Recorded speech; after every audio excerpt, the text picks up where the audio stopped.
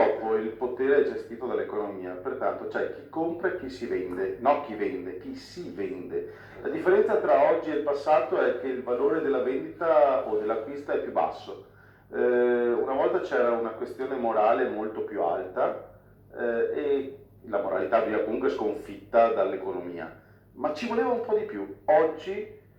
basta vedere, cioè se noi abbiamo parlamentari che non hanno fatto niente nella loro vita, non hanno mai creato un prodotto, non hanno mai creato un reddito, non hanno mai creato un bene,